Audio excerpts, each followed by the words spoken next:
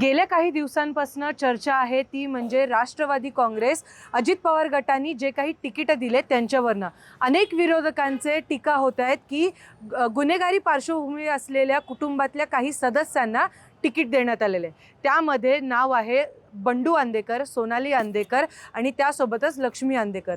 पण आज त्याच विरोधात किंवा त्याच्यासाठीच त्यांची बाजू नेमकी काय आहे हे मांडण्यासाठी आंदेकर कुटुंबातल्या महिला आणि मुली आज माध्यमांसमोर आलेल्या आहेत आणि त्या याबद्दलच नेमकं सविस्तर माहिती देत आहेत। ताई, तुम्ही बघताय गेल्या काही दिवसांपासून विरोधक जे आहेत ते सातत्याने टीका करतायत की गुन्हेगारी पार्श्वभूमी असलेल्या कुटुंबातल्या काही जणांना म्हणजे बंडू आंदेकर, सोनाली आंदेकर, लक्ष्मी आंदेकर या तिघांनाही तिकीट देण्यात आलं।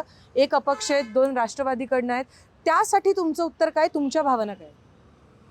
दादांचं तर पहिले मी धन्यवाद करेल की दादांनी ही उमेदवारी दिली आणि अशा परिस्थितीमध्येही आणि याच्या आधीही उदयकांत अंदेकर यांना ही उमेदवारी 2012मध्ये दिली आहे आणि आमचे असे पिढ्यानपिढ्या असे चालत आलेले आहेत। आम्ही राष्ट्रवादी काँग्रेसमधून मनापासून काम करत आलेलो आहे। दादाच्या हाताखाली आम्ही सगळे त्यांचे कामं बघत आलेलो आहेत आणि त्या कामाखातर दादांनी ही आत्ताची पण एक उमेदवारी आम्हाला त्यांनी संधी दिलेली आहे।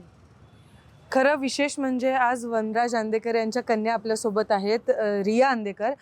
तुम्ही लहानपणापासून तुमच्या घरात राजकारण आहे, तर या निवडणुकांकडे तुम्ही कसं बघता? कारण टीका भरपूर होते, पण तुम्ही 12वीला आहात, शिकतायत, अजूनही सगळं प्रोसेसमधनं जात आहेत। नेमकं तुम्ही या निवडणुकांकडे कसं बघतात आणि लोकांपर्यंत जेव्हा तुम्ही पोचतात तेव्हा लोकांची प्रतिक्रिया काय? मी लहान असल्यापासूनच मी माझ्या आजीला, राजश्री आंदेकर, उदयकांत आंदेकर आणि माझ्या पप्पांना सतत काम करताना पाहिलेलं आहे आणि आमचं घरातलं एन्व्हायरमेंटसुद्धा तसंच आहे। मी सगळ्यांना नेहमी लोकांना हेल्प करतानाच पाहिलेलं आहे आणि त्यामुळे आता त्याचा रिझल्ट जाणवतो। जेव्हा आम्ही लोकांच्या घरी जातो आहे तेव्हा त्याचा उल्लेख लोकांच्या तोंडून आम्हाला कळतो आहे की आम्ही किती कामं केली आहेत आणि लोकांचं खूप मन जिंकलेलं आहे। आत्तापर्यंत जे काही कामं केले त्यानंतर आता प्रभाग क्रमांक 23साठी नेमकं तुमचं विजन काय असणार आहे? विजन हेच असेल, वनराज भाऊजींचं माझ्या धीरांचं जे स्वप्न इनकम्प्लीट राहिलं आहे ते आम्हाला पूर्ण करायचं आहे। आम्ही पुरेपूर त्या गोष्टीसाठी आधी प्रयत्न करणार आहे आणि जे काही मतदार लोकांची समस्या आहे ते पूर्ण आम्ही समस्या सोडवणार आहे त्या प्रभागातून आणि डेव्हलप हा पहिला प्रश्न असेल की त्यात आणखीन किती आम्हाला छान पद्धतीने डेव्हलप करता येईल, तो अजेंडा आम्हाला करायचा आहे। आता पुण्यातल्या सगळ्यात दोन महत्त्वाच्या समस्या म्हणजे वाहतूक कोंडी आणि दुसरी म्हणजे वाढती गुन्हेगारी। यामध्ये आंदेकर जे परिवार आहे त्याच्यामधले जे सदस्य आहेत त्यात काही न्यायालयीन कोठडीमध्ये आहे, तरी देखील तुम्ही गुन्हेगारी कमी करण्यासाठी काय पावलं उचलतात? तुम्ही एक आत्ता जे तुमच्यावरती टीका होतीये त्याच्या अगेन्स्ट काहीतरी असं करून दाखवणार आहात का की ज्याच्यामुळे तुमच्यावरती जी टीका झाली ते पूर्णपैकी पुसलं जाईल?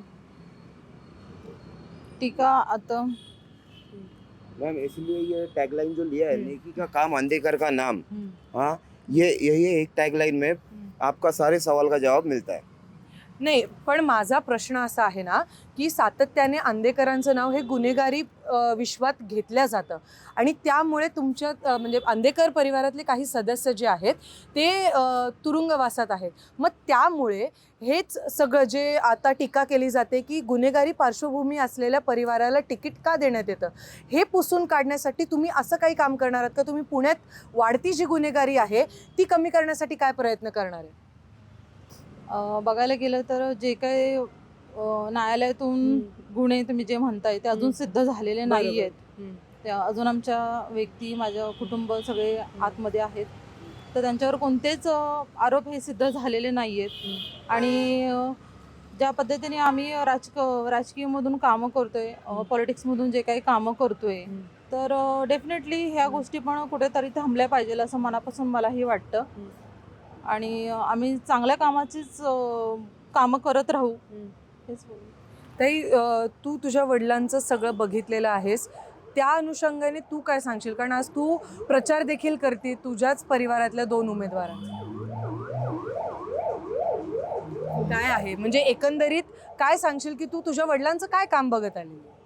मी माझ्या वडिलांना नेहमी सगळ्यांना मदत करताना, सगळ्यांचं काम करतानाही पण नाच पाहिलेलं आहे आणि तसंच मी माझ्या मम्मीसोबतही काम करत राहील, सगळ्यांना मदत करत राहील. नक्कीच. आणि तुम्ही तुमच्या प्रेस नोटमध्ये देखील या गोष्टीचा उल्लेख केला होता की आता हे सगळं थांबलं पाहिजे. नेमकं तुम्ही काय दृष्टिकोनातनं ते बोलताय ते मला खरं तर जाणून घ्यायचं आहे. बघायला गेलं तर खोटे आरोप खूप होतात आणि न्यायालयाकडून ती गोष्ट अजून सिद्ध झालेली नाहीये. पण जे खोटे आरोप आहेत ते डेफिनेटली न्यायालय त्याचा निकाल देणार. न्यायालय त्याचा निकाल देणार आहेत आणि नक्की सगळ्या गोष्टी पुढे चांगल्याच होणार आहेत. नक्कीच. आपण आता बघितलं की आंदेकर परिवारातल्या ज्या महिला आहेत किंवा ज्या मुली आहेत त्यांच्या नेमक्या भावना काय आहेत, ते एक विजन घेऊन तर चालतच आहेत. पण सध्या एक प्रश्न असा उपस्थित होतो की अनेक विरोधक टीका ही करतायत की गुन्हेगारी पार्श्वभूमी असलेल्या परिवारात तिकीट का देण्यात येतं. सगळ्यात महत्त्वाचा प्रश्न असा मला आहे किंवा या NDTV मराठीच्या माध्यमातून असा करावासा वाटतो की जर गुन्हेगारी पार्श्वभूमी असू दे किंवा स्वतः तो गुन्हेगार असू दे, जर त्याला सुधारण्याचं एक जरी संधी दिली नाही तर आपला समाज पुढे जाणार कसा. हे एकंदरीतच जे आपण सोशली पुढे जाणं म्हणतो, जर ते झालंच नाही तर मग नेमकं हे जे तुरुंगवासातनं बाहेर आलेले जे लोक आहेत त्यांनी नेमकं करायचं काय.